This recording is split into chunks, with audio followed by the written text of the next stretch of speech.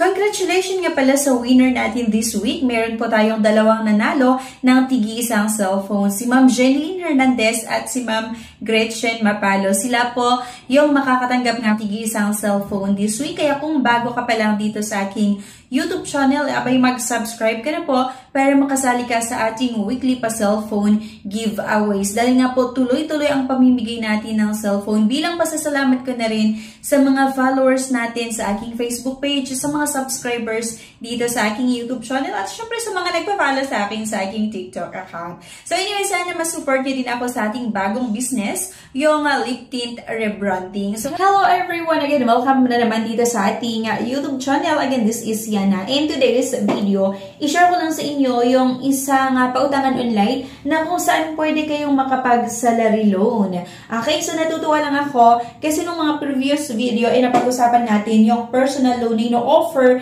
nitong company na ito, na kung saan yung personal loan ay pwedeng makahiram sa kanila yung mga employed, yung mga commission-based, yung mga self-employed, at syempre pwede rin makapag-loan sa kanila yung mga taxi drivers. Ngayon naman, ang pag-uusapan natin ay itong company pa rin na ito, itong si Cashmart, itong isang product nila na salary loan. So dito mga beshi, sa salary loan, pwede kayong makautang sa kanila ng 5,000 hanggang 30,000 pesos, and legit naman siya. Kasi sabi ko nga sa inyo, nasubukan din namin yung isang product nitong si Cashmart before, and talagang mabilis sila mag-reply doon sa mga katanungan namin. Pero bago ang lahat, kung naghahanap ka pa ng ibang option na pwedeng mahiraman online, halimbawa decline ka sa mga bangko or decline ka sa mga ibang recommend natin na pwedeng mahiraman online, meron po akong nilagay na 8 or 9 link na makikita nyo sa comment section at sa description below. Pwede nyo subukan or i-click yung mga link na yon at i-explore. Pero disclaimer lang, hindi nga po nila ako binayaran para i-endorse sila. Based lang ito sa sarili kong experience as a user. Disclaimer, try or apply at your own risk. So let's get back to the topic. Kapag pumunta nga kayo mga beshi sa comment section at sa description below, makikita nyo nga po yung link. Click nyo lang yung link at may route nga kayo dito sa website ni Cashmart. Dito nga beshi, sa salary loan yung offer ni Cashmart, pwede po kayong makahiram ng 5,000 hanggang 30,000 pesos, at meron silang interest na 0.8 to 3.5% at fixed terms, approval period 1 day pa rin. Ito yung requirements and eligibility criteria para makautang nga kayo kay Cashmart. Dapat po yung edad ay at least 21 years old pataas, and in employment or dapat mayroong source of income nga. At meron tayong maipakita na isang valid ID. Latest proof of billing kailangan din po. So once na gusto nyo nga po na mag-apply dito, click lang natin itong apply now. So pag na-click mo yung apply na, may route ka mismo dito nga sa kanilang website. At kung matatandaan yung mga beshi, pwede nga tayong makiram ng 5,000 hanggang 30,000 pesos. So halimbawa, ang ilalagay natin mga besh ay 30,000. Principal ay 30,000. Meron nga po silang payment terms ulit na weekly, bi-weekly, and monthly. Kapag sinabi natin weekly, every 7 days, kailangan natin magbayad doon sa due date natin. Bi-weekly naman, 14 days, and monthly, syempre, isang buwan. Ito nga yung eligibility criteria, at least 21 years old, Filipino citizen, at currently employed. Pwede rin po sa kanila yung salaried and commission-based employees. Government-issued ID, latest 1-month payslip, at latest proof of billing lang yung requirements. At meron din silang taxi drivers salary loan. Ang requirements lang ay government ID, latest 1-month statement of account, at syempre, yung latest proof of billing. Yun lang din siya mga besh sa personal loan na merong 3 steps na kailangan nating magdaanan. Number 1, fill up our simple inquiry form. And number 2, our loan executive will verify your eligibility and documents.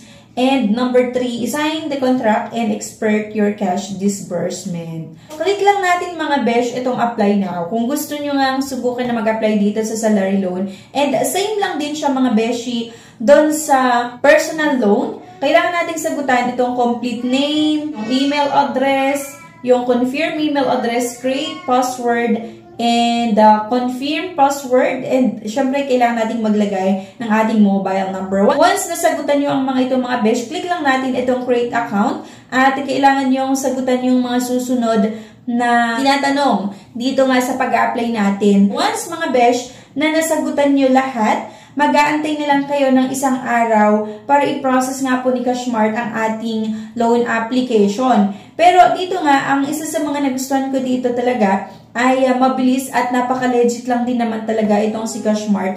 Magme-message naman po si Cashmart sa inyo, confirmation na tanggap nila ang inyong pag-apply. So for example, info@cashmart.ph, itong natanggap natin na email, name yan na Baloy Amawan, and email address balaoyan@gmail.com, at makikita din itong contact number. Hindi na natin kailangan mag-reply dito, at meron pa silang susunod na message dito sa email. Halimbawa, on process ang inyong loan application, or meron pa silang hinahanap na ibang requirements na kailangan yung ma-submit, ay makikita nyo or mag-message naman po sila sa inyong mga email address. Kasi nga nung pandemic, sinubukan namin talaga yung OFW loan, and talagang mabilis lang din naman via email. Nagre-reply sila doon sa mga message namin, at meron pa lang tumawag na employee ni Cashmart. Bine-verify niya yung account ni husband ko before. Pero, ayun, bali, share ko lang sa inyo para at least meron tayong idea kung naghahanap tayo ng ibang option na pwedeng mahiraman online na legit at hindi nang hihingi ng pera, or hindi kayo hinihingan ng pera bago i-process ang inyong loan application. Okay? So, mag-ingat po kayo mga besh dun sa mga nag-offer ng loan kuno, pero hihingan pa kayo ng processing fee or paunang bayad bago daw nila disburse yung loan process, kasi scam po yung mga ganon. So sana meron kayong natutunan sa video na ito. Anyway, thank you for watching. Please don't forget to click the subscribe button. Sana i-like nyo yung video na ito at i-share nyo na rin. Thank you guys, and bye-bye! Congratulations nga pala sa winner natin this week. Meron po tayong dalawang nanalo ng tigi-isang cellphone. Si Ma'am Jeneline Hernandez at si Ma'am Gretchen Mapalo. Sila po yung makakatanggap nga po ng tigi-isang cellphone this week. Kaya kung bago ka pa lang dito sa aking YouTube channel, abay mag-subscribe ka na po para makasali ka sa ating weekly pa cellphone giveaways. Dahil nga po tuloy-tuloy ang pamimigay natin ng cellphone. Bilang pasasalamat ko na rin sa mga followers natin sa aking Facebook page, sa mga subscribers dito sa aking YouTube channel, at syempre sa mga nagpa-follow sa akin sa aking TikTok account. So anyway, sana ma-support nyo din ako sa ating bagong business, yung lip tint rebranding. So thank you!